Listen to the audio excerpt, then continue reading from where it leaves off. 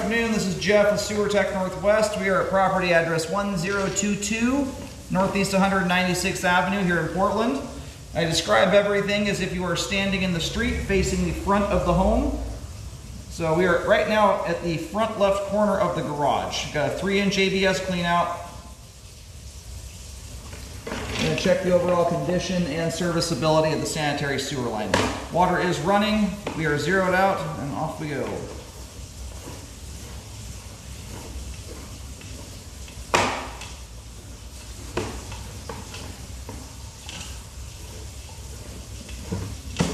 Absolutely immaculately clean sewer line.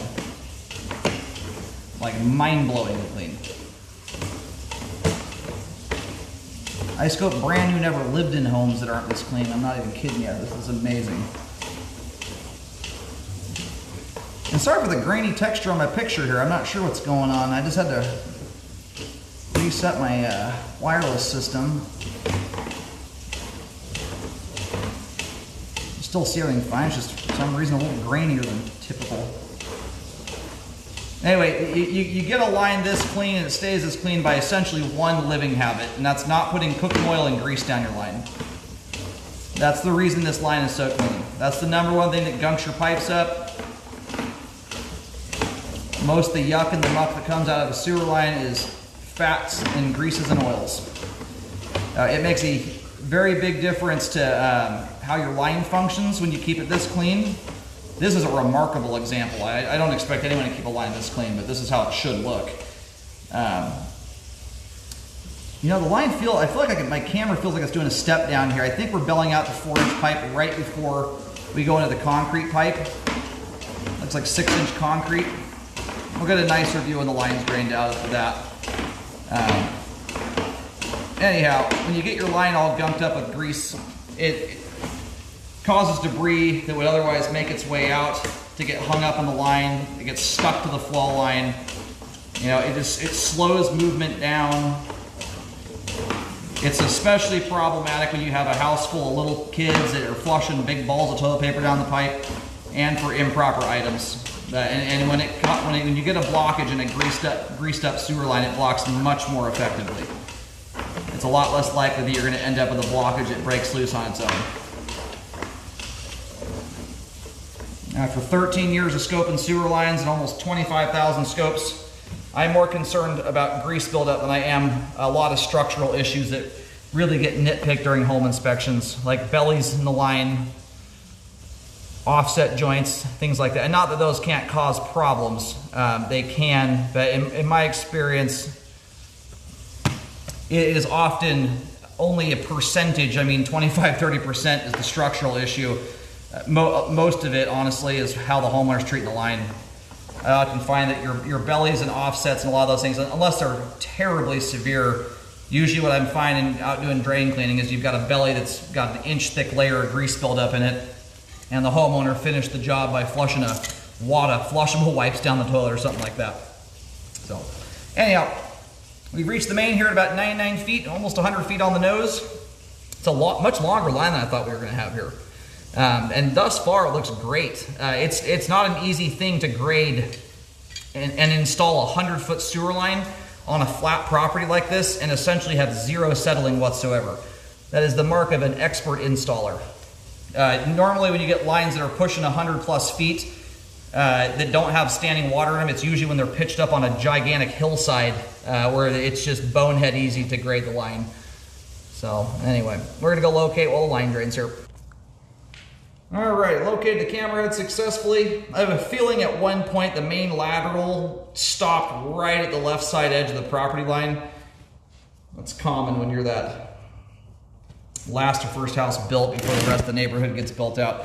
What the line's doing here is, it pops out just barely to the left of the garage door. It then veers across the entire width of the property, moving from, let's see here, right to left. And then just before, right before where you visually would think that the left side property line would be, the line turns and shoots out to the street. It's about as far out of the way as this thing can go before getting onto another property.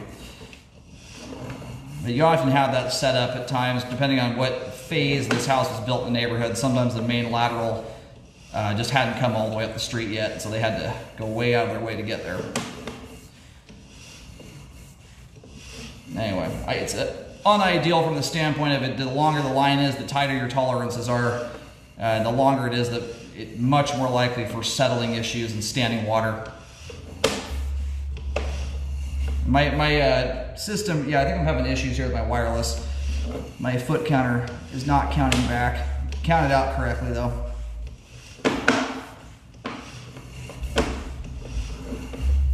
Anyhow, if you're new to home ownership and you're wanting to keep the line clean, which I highly recommend doing, especially if you have a larger household with kids that are still learning how to fold toilet paper, what you want to do, biggest thing first and foremost, you obviously want to keep paper towels, wipes, and flushable wipes out of your line, stuff like that. But grease is the big beast that often prevents the occasional item or improper item from getting out of the line.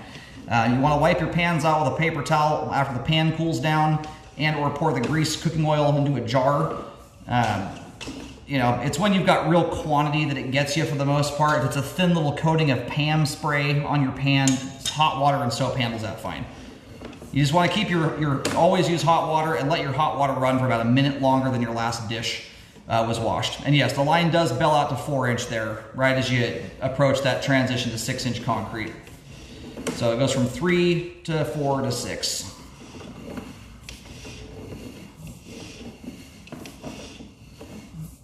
But kind of the rule of thumb I tell most people, if you've got enough grease or oil on your pan, this is when the pan is hot or warm, when your grease is going to be in a liquid state. Some fats harden up and some don't in the same way, but when your pans are hot or warm, if you were to turn the pan sideways and that oil, there's enough on there that it runs off the pan in beads or worse, it's at that point you want to do something about it. And you can keep your line looking clean and spiffy just like this one. I can tell by the staining in here, there's very subtle staining, but you've got stains that take years to develop. This is how clean these people are living, which is a very rare thing to see. You have a deformation in the flow line right here, right now, which is at the kind of the top of the screen. My camera's upside down at the moment. Now the line might be resting on a rock or something of that nature. As it sits right now, it's doing nothing to affect functionality. There's no hole in the pipe here, and it's really hard to predict what will happen with these things. The shape that is, my assumption is the line's probably resting on something like a larger rock. That happens sometimes. A larger rock gets thrown into the quarter minus rock, and the pipe kind of deforms around it. It's very difficult to predict whether it will ever amount to anything. This line's been here a long time, so it's stood the test of time this long. Will it perforate through at some point down the road? It's possible. It's very hard to predict. It's lasted this long, which is quite a while at this point. Anyway, it's a spot you can keep an eye on. Just keep in mind, you know, you don't necessarily need to go to re-scoping the line every single year. This line's been around for almost as long as I've been alive. It's likely been this way probably just about since its inception. So anyway, I'll go locate it really quick in the event it does turn into something. My foot counter's being goofy right now, but I'll at least go locate and tell you where it's at and how deep it is in the event it ever does turn into something. But if you're wanting to keep an eye on it, I might re-scope the line every so often, maybe every few years. You know, being that it's been here as long as it has, I don't suspect it's unusual for something to all of a sudden aggressively change. It'd be one thing if this line were just installed and that happened, and it happened quickly and aggressively. That's a much more concerning thing. But most of this stuff it gets this way from the day the line's buried or shortly thereafter, after it's had time to just kind of mold and meld around whatever's underneath the pipe. But you can also get deformations like this from buying pipe that's been sitting on a rack for too long at the plumbing supply store. And it never amounts to anything because what did cause it the issue's gone now. So anyhow, back in a moment here and let you know where this is at. All right, and I paced this off heel to toe on the route the line took. From this point on out to the main lateral, approximately about 54 heel to toe steps. So we're about mid-span through the line right now, right around 45 to 50 feet is where we are. So if you go back and watch the start, the beginning initial run out, I'm sure you can notice it in the flow line now that you know where to look for it. That is right in the, it's about, again, as you face the house from the street, This is in that little gravel driveway on the left side of the property, about 2-3 feet in from the right side edge of where the right side edge of that gravel driveway is, and about 5'4" deep. So, in the event that ever needed dealing with, it's under just gravel and dirt at 5.5 feet deep. And given that it's not affecting functionality in any way, there's no perforation or hole, and the little deformation is too small to affect functionality in any kind of meaningful way. You got another one right here too. That one's so minor, I mean, I'm not even going to really talk about it. Anyway, I'll at least notate the other one. It's at least got some shape to it that looks like it theoretically could turn into something at some point, maybe. Alrighty, everything from the clean out access to the main lateral connection, all of it is intact. The overwhelming majority of it is in great shape. You got obviously the deformation there. You've got another one too. That one's, I mean, so minor you can barely even see the thing. Right now we're going underneath the garage floor back into the home. We should start picking up fixtures here. Yeah, there we go, right there. So we do have some level of standing water as we get back towards the end of the line. That's the vent stack. Right now, if you could look through the roof, we'll be staring up at the sky right now. That's straight up in the air there, going up to the second, or just going up. So that's the end of the line. This is gonna be back near where the this kind of sort of a basement anyway. Basement bathroom's at.